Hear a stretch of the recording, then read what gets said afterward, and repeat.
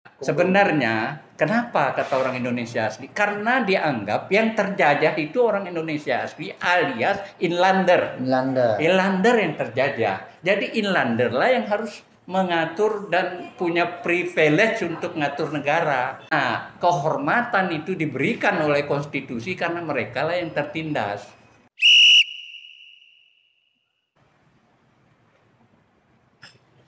Kita buka dengan Bismillahirrahmanirrahim. Ya, Bang Hatta nih Bismillahirrahmanirrahim. angkatan 78 Bang ya? Ya, betul. Satu angkatan dengan siapa Bang? Iya, kalau dari Bandung itu atau ITB itu ada Indro Cahyono. Itu angkatan saya, termasuk Rizal Ramli. Nah, itu yang paling hebat itu. Terus kalau dari Jakarta angkatan saya Dr. Lukman Hakim yang dulu kepala LIPI ya, yang udah baru 2-3 tahun ini pensiun. Dan banyak yang sudah meninggal juga. Iya, gitu. Ada dulu Dr. Dodi, lupa saya nama lengkapnya. Ya, tipis angkatan 78. Ya, 78 lah. Kalau Bang Hariman kan 74. Nah, kalau perantara angkatan itu seingat saya di antara 74 itu ke 78 ada 76. Tokohnya namanya Dipo Alam. Dipo Alam. Nah, itu orang Sumsel itu, sekampung sama. Ya. Banyak orang, termasuk Lukman Hakim kan orang sana. Banyak orang-orang itu petarung dari Wong Kita Galo ini. Dari semua angkatan nih Bang, jujur nih Bang, dari hati saya ya. Bang Hatta yang paling menonjol. Dan terus bergerak, pantare. Ya. Alhamdulillah. Karena mengalir kita, dan bergerak terus. Ya terus karena banyak yang dikerjain, termasuk catur lah. Nah, saya cermati Bang. Ya. Sebagai abang nih tokoh gerakan, ya, politisi, ya, pemikir juga, pemikir, semua hal lah, penggiat medsos juga. Nah dari kegiatan medsos abang nih saya simak. Ya, admin tunggal. Abang ini ya paling getol ini tentang menuntut kembali kepada Undang Dasar 45. Ya, apa sih Bang yang menjadi latar belakang abang dampak dari terjadi perubahan amandemen ini? Jadi memang waktu amandemen itu dulu, sejujurnya saya politisi junior. Jadi sebenarnya nggak ngerti juga zaman itu. Sedikit Bang, itu mau saya tanya terakhir tuh abang buka duluan. Ya daripada saya ditembak nanti kan lebih baik saya nembak duluan kan. Jadi waktu itu saya ditaruh di Komisi 9 atau yang jadi 11 sekarang. Itu hanya kerjanya bahas soal BLBI, keuangan perbankan lah tugas saya dulu itu. Jadi waktu yang membahas amandemen ini adalah yang disebut Badan Pekerja MPR, ada yang disebut panitia ad hoc. Nah, panitia ad hoc inilah yang membahas amandemen ini.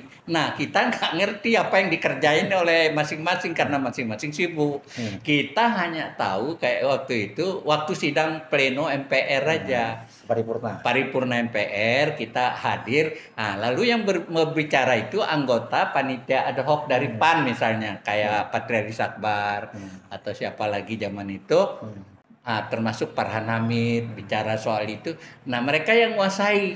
Nah kita ini isi absen aja. Nah isi absen ini langsung dibilang setuju gitu loh. Itu namanya belum foto itu. Ya, jadi sejujurnya saya pertama sebagai politisi praktis junior waktu itu. Yang kedua juga ya enggak ada atensi. Kita tahunya senang-senang Pak Harto udah turun itu aja. Karena kita kan pernah ditindas lah. Saya pernah ditahan juga di era Pak Harto ketika tanggal 21 Januari 1978 kita ditangkap, ada 100 dewan mahasiswa yang ditangkap. Termasuk salah satunya gitu. Cuma saya nggak sampai ke pengadilan. Termasuk abang waktu reformasi kemarin ya. Iya. Saya sempat ngunjungin abang besok. Kalau itu zaman reformasi. Peristiwa 212 itu sama Megawati. Berapa lama ditahan? Sama Rahmawati. Ya formal saya seminggu, tetapi yang wajib lapornya itu sampai bulan Juli, artinya hampir 7 bulan saya wajib lapor. Tujuannya kudeta ya? Makar ya. Makar itu. Rahmawati, Kiplan Zen, SBP Sri Bintang Pamungkas, artis Ahmad Dhani. Ya. Terus ada sekretarisnya Ibu Rahma itu si Sancoyo, apa namanya? Oke, terus itu dan Aditya Warman, jenderal, dan lain-lain. Oke. Kita balik lagi Bang ke tema pokok Bang. Ya, jadi amandemen itu saya lihat dampaknya itu setelah saya sadari 2008 lah, setelah 4 tahun pensiun. Saya belajar, ternyata serius ini masalah.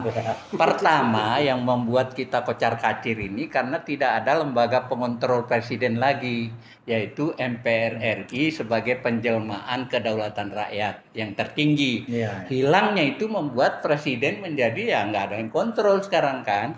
Suka-suka aja lah sekarang, pelanggaran apa suka-suka, nggak ada. Itu satu yang serius dampaknya. Dampak kedua itu yang serius adalah pilpres langsung ini yang sebenarnya bertentangan dengan spirit Undang-Undang Dasar yang asli, di mana memilih presiden itu lewat musyawarah di MPR. Ada utusan golongan yang ikut memilih, ada utusan daerah, perwakilan DPR. Karena kalau sistem musyawarah dipakai, nggak mungkin orang gorong-gorong bisa lolos. Kenapa? Karena ada Panglima TNI misalnya, Kapolri, Ketua Umum Muhammadiyah, Ketua Umum NU. Seleksi ketat. Ya, seleksi ketat. Nah, kalau ada yang kelas-kelas tukang tambal ban jadi calon, pasti Panglima TNI bilang, lah kalau dia yang maju mending saya, katanya kan gitu. Nah itu jadi dari segi pencalonan aja udah terseleksi kalau lewat mail. Karena di Iran pun kan pakai sistem begitu. Di Iran boleh 500 calon. Tapi diseleksi oleh Dewan Suro Iran itu, ya diseleksi, misalnya jadi 7 orang. 7 orang ini baru diserahkan ke rakyat, silakan pilih. Kita pun bisa, kalau nggak dipercaya MPR yang pilih, MPR cukup seleksi, diserahkan, baru bisa lahir pemimpin yang hebat. Apa contohnya dari sistem musyawarah itu sukses? Contoh Muhammadiyah, mana ada pernah yang konyol-konyol jadi ketua umum Muhammadiyah? Pasti orang berkualitas. Sejak Profesor Kiai Haji Air Fahrudin, lalu Pak Sapi Ma'arif, lalu Profesor Din Samsudin, Profesor Amin Rais, sekarang Profesor Haidar. Kan hasil musyawarah terseleksi. Nah, dampaknya Muhammadiyah kan luar biasa. Perguruan tingginya aja 180-an perguruan tinggi Muhammadiyah. Jadi kematangan dalam pejabat negara itu sangat penting. Di Cina pun kan langsung. Ya, karena sistem komunisnya kan menseleksi dari wilayah-wilayah berjenjang, akhirnya yang mutiaranya yang terpilih, sehingga kualitas pemimpinnya bagus. Iran pun demikian. Jadi kan Profesor Yusril Iza Mahendra menyesali hilang lembaga MPR. Karena ini ide dasar negara yang digali oleh pendiri negara berdasarkan sumber hukum atau tradisi adat masyarakat suku bangsa Indonesia. Kan? Kita tidak boleh katanya meniru plek dari amandemen Barat. Dia bilang satu. Kedua, Rois Am PBNU Sahal Mahfud dengan dampak dengan pemilihan langsung terjadi liberalisasi. Betul. Masyarakat pragmatis, masyarakat menjadi serba boleh permisif. Ini sangat menyesali. 2 tokoh, satu tokoh HTN hukum tata negara, satu pemuka agama dari PBNU. Yang seperti Abang bilang ini. Nah, dampak-dampaknya coba Abang lanjutin Bang. Tentang orang Indonesia asli dulu. Kemudian dihilangkan menjadi orang yang lahir di Indonesia. Itu bagaimana filosofi dan sebagainya dari yang lama ke yang baru ini? Jadi gini, orang suka salah satu dari tiga atau 4 hal yang strategis yang hilang itu tadi saya sudah bilang MPR, lembaga tinggi Yang kedua liberalisasi politik dengan pilpres langsung yang sangat mengganggu dari kaidah-kaidah. Kenapa? Karena sebenarnya kan tradisi di mana-mana, termasuk tradisi di parpol kan tidak ada orang yang memilih ketua umumnya lewat kotak suara, yang mengundang anggota-anggota partainya untuk memilih. Musyawarah. Walaupun ada musyawarah aklamasi, ada musyawarah yang benar musyawarah seperti di PKS. Sumber asli dari masyarakat Indonesia. Masyarakat Indonesia partai tradisinya. politik tidak dipilih langsung oleh anggota. Iya, Pancasila. Iya, oleh pengurus berjenjang. Keterwakilan. Ya Pancasila kan. Iya, Pancasila begitu. Sila musyawarah mufakat kan. Iya, itu tapi kenapa giliran Pilpres langsung dipilih langsung harus langsung oleh rakyat? Itu Oke, loh. baik Bang. Nah, itu yang antara lain. Yang lain tentang soal syarat itu juga yang hilang. Ini begini, kenapa ada kata orang Indonesia asli? Bahkan dulu itu syarat yang dibahas di dulu di PPKI itu adalah presiden juga beragama Islam dulu, tapi tokoh Islam mengalah lah waktu itu. Oke, coret. Karena mayoritas orang Islam. Ya, waktu itu. Tetapi untuk kasus orang Indonesia asli itu sebenarnya sederhana. Itu bentuk kompromi itu ya. Ya, sebenarnya kenapa kata orang Indonesia asli? Karena dianggap yang terjajah itu orang Indonesia asli alias inlander. Inlander yang terjajah. Jadi inlander lah yang harus mengatur dan punya privilege untuk ngatur negara. Golongan Eropa enggak?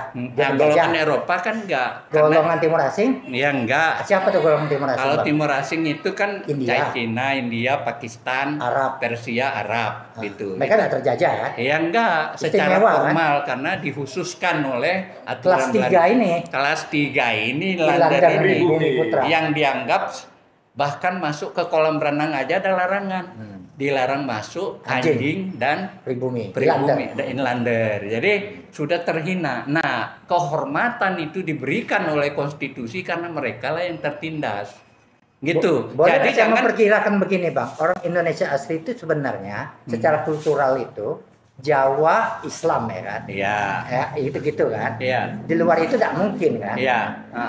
Tapi timbul sekarang orang yang lahir dari Indonesia. Ada warga negara pergeseran. Kalau warga negara Indonesia kayak PSSI sekarang atau sepak bola bisa rekrut pemain dari negara manapun di orang. Nah, kalau begitu misalnya ini ya, bukan kita lagi bicara rasialis ini. Misalnya dari keturunan Tionghoa misalnya. Mereka kan oleh aturan negara RRC itu dui kewarganegaraan menganut asas ius sanguinis. Jadi kalau mereka misalnya jadi presiden sama dengan jadi presiden dari RRC juga. Itu yang jadi persoalan kalau implementasinya seperti itu gitu loh. Nah, kira-kira begitu. Sekian hal yang sensitif yang ini. Jadi jangan diajak perdebatan antropologi. Lah siapa sih orang Indonesia asli itu? Bukan itu ya. Dicari dari riwayat Nabi Adam kan repot. Iya kan? Iya, Pithecanthropus erectus segala itu nggak masuk. Soalnya politis saja bahwa ini orang terjajah. Orang ini berhak dong untuk apalagi korban-korban kesultanan di mana-mana itu pejuang-pejuang petarung-petarung. Kalau dalam hukum itu afirmasi konstitusional. Iya. Dan itu sah-sah saja. Iya sah sebenarnya. Jadi wajar dong, kita harus merasa tuan rumah karena mayoritas juga kan. Baik Bang. Gitu. Jadi itu masalahnya. Rasa tobat Abang. Ya. Yang mengiaskan sebagai junior. Ya. Kan? Yang lokomotif pada saat itu Pak Amin Rais PAN melakukan amandemen. Iya. Abang dari Komisi 11 berkelimangan dengan anggaran nih. Iya. Ini mungkin sekarang Abang yang tobatnya. Ya, tobatnya sejak tahun 2008 setelah rajin baca-baca. Setelah membalas. Langsung saya berjuang dengan kawan-kawan termasuk Haris Susli, dengan Dr. Jul Kipli Ekome, dengan kawan-kawan geng itulah. Nah, itu kita berjuang terus gitu. Progresnya apa? Progresnya ya seperti sekarang masih jalan di tempat, tapi lumayan pendukungnya makin banyak. Makin tersadar karena kita melakukan penjelasan-penjelasan secara begini. Gitu loh di publik. Ya lewat WA yang kita kirim kan kemana-mana itu. Pegiat medsos. Pegiat medsos. Ada berapa Bang grup Abang? Grup saya kalau di 3 HP, selain HP ini itu 1.800. Nah, kalau yang di sini aja sekitar 300 atau 400 gitu. Jadi kita menyesuaikan ya? Iya, kita bisa pertempuran sama perjuangan itu melalui digital. Iya, dengan alat-alat modern ini kita berjuang untuk jadi semakin banyak orang yang ingin kembali ke banyak sekali. Kalau mau kumpul itu mungkin bisa selapangan itu juga. seperti yang dilakukan Nasdem itu, bisa sebanyak itu kalau kita calling itu kumpul, bisa. Oh iya. Cuma kan kita nggak punya duit ngumpulin orang. Nggak bisa duit. Sewa bisnya dari mana? Gagasan saja, Bang. Iya, baru gagasan. Bang, ini saya tanya sedikit Ya. unek-unek ya, Bang ya. Ya, silakan.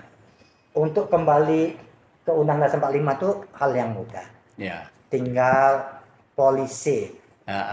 Kemauan politik. Misalnya ada presiden, kembali aja keluarkan dekret seperti Perpu itu kan. Iya, iya. Sudah kembali ke Undang-Undang 45. Iya. Tetapi catatannya banyak terjadi dampaknya perombakan-perombakan yang harus diikutin. Oh, misalnya solusinya ada misalnya undang-undang pemilu dan sebagainya. Iya. Nah, itu bagaimana, Pak? Sederhana caranya. Ketika kembali itu misalnya orang DPD, sementara adaptasi langsung jadi utusan daerah. Nggak usah merasa terganggu. Kita tolerir Anda utusan daerah dulu lah. Nanti kita perbaiki dengan undang-undang setelah sistem berjalan. Yang kedua, MPR ketika dinyatakan kembali kan langsung jadi penguasa tertinggi. Presiden bisa diatur oleh MPR. Berarti ini lawan terberat sebenarnya partai politik dong. Partai politik memang mereka menikmati karena dengan sistem ini kan partai politik dapat setoran dari calon anggota legislatif, dari calon kepala daerah, banyak dapat setoran. Kan sekarang udah masa perubahan. Ini itu persoalan populis atau tidak? Iya. Ya kan, bukan persoalan itu. Iya, jadi kalau dia kembali situ banyak didukung nggak populer. Termasuk misalnya MK. MK kan tinggal kembali ke MA aja jadi hakim MA, taruh desk atau meja untuk hakim konstitusi. Tetap dia hakim yang termulia karena ada Mahkamah Agung, nggak boleh ada yang lebih agung dari mahkamah itu. Saya masuk hakim pengawas saja masuk ke sana jadi pengawas langsung selesai kan. Apalagi yang dikhawatirkan pemilihan ini kan ketika MPR jadi lembaga tertinggi kan dia bisa atur perintah presiden. Tolong kita atur undang-undang tentang utusan golongan, utusan daerah. Sekarang Bang, itu adanya kan kewenangan itu nanti ada di sidang umum MPR. Ya. Apakah nanti pada saat selesai pemilu kan ada pelantikan presiden? Ya. Kan nanti ada sidang MPR. Apakah momentum itu bisa digunakan oleh gerakan untuk kembali kepada UUD 45? Jadi gini. Sebagai sebuah gerakan politik. Sebenarnya secara teoritis Undang-Undang Dasar itu dalam sejarahnya di negara-negara berkembang atau belum mapan itu lewat revolusi perubahan. Jadi mesti ada goro-goro dulu karena sudah dicontohkan perubahan atau amandemen UUD 45 kita ini kan terjadi setelah goro-goro turunkan Soeharto. Tapi dekret itu kan nggak lewat revolusi, Bang. Soekarno cuma mengeluarkan dekret aja. Iya, tetapi presiden kan dikendalikan oleh para partai-partai sekarang. Jangan coba-coba. Itu tidak ada kemauan. Iya, kalau ada kemauan, maka kami sarankan para pejuang ini, mari kita ajak musyawarah ketua partai dulu, datangi satu persatu, yakinkan dampak buruk dari hasil amandemen. Wah, itu mengurangi rasa nikmat mereka. Ya itu, makanya saya bilang. Jadi itu dampak negatifnya. Iya. Dampak positif atau dampak negatif dalam sisi lain. Kan Undang-Undang Dasar 45 ini kan aturannya sangat sederhana, simpel. Iya. Bahkan dengan adanya Bung Karno dengan melakukan dekret terjadi sentralistik atau otoritarian di mana Soekarno melakukan demokrasi terpimpin timbulnya negatif di satu sisi lagi. Soeharto memakai demokrasi Pancasila. Istilahnya judul sederhananya sentralistik. Nanti satu sisi. Apa menurut Abang? Jadi gini. Ada sisi baiknya kalau diberlakukan Undang-Undang 45, ada sisi buruknya. Jadi gini. Atau lebih baik lebih baik dengan sentralistik. Jadi gini, banyak pakar menyalahkan UUD 45-nya. Padahal teks UUD 45 kan tidak ada yang mengatakan di pasal itu misalnya bahwa MPRS bisa jadi menteri. Nggak ada. Lalu tidak ada juga di UUD 45 pasal bahwa ketua Mahkamah Agung merangkap menteri. Itu kan tidak ada. Tapi prakteknya dilakukan oleh Soekarno. Artinya Soekarno juga tidak menjalankan UUD 45 sesuai dengan apa yang tertera dalam teks. Kalau istilah Soeharto tidak melaksanakan Pancasila dan UUD secara murni dan konsisten. Soeharto pun tidak. Itu lahirnya peristiwa mulu kan? Bukan. Ya itu juga dikritik oleh ini. Kenapa? Karena Soeharto juga kan tidak ada di pasal UUD 45 bahwa ABRI boleh menguasai semua jabatan. Kan tidak ada. Artinya Soeharto pun menyimpang. Jadi penyimpangan-penyimpangan itu jangan disalahkan kepada UUD 45-nya. UUD 45-nya baik dan bagus kalau dilaksanakan perwakilan, musyawarah dengan jujur kan pasti beres. Ini karena penyimpangannya seperti itu. Nah masalahnya banyak pakar hukum kita menyalahkan seolah-olah karena gara-gara UUD 45 ini, itu yang menjadi dasar dilakukan amandemen dan kebablasan. Baik Bang. Jadi semua itu ada dampak baik, ada dampak buruknya. Tapi lebih banyak dampak baiknya kembali ke Undang-Undang 45 daripada tidak ya kan? Karena negara menjadi berdaulat. Akibat amandemen ini kan kedaulatan pindah ke Taipan. Siapa yang berdaulat sekarang? Sorry aja ini. Rakyat disuruh liberal. Iya, liberal. Berdaulat di bidang tanah. Ya, maka disebut kan yang berkuasa sekarang oligarki. Oligarki kan oligarki politiknya adalah para ketua partai, oligarki ekonominya para konglomerat. Makanya saya bilang yang jadi MPR itu ya mereka sekarang. Mereka yang membahas negara ini cukup kumpul-kumpul di pantai. Anggota DPR ternaknya aja. Iya. Oke Bang, cukup ya Bang ya? Iya cukup. Sudah masuk ke substansi. Oke Pan. Oke. Mantap. Begini Bang, semuanya Bang. Oke. Iya. Nanti kita mau lanjut makan dulu Bang.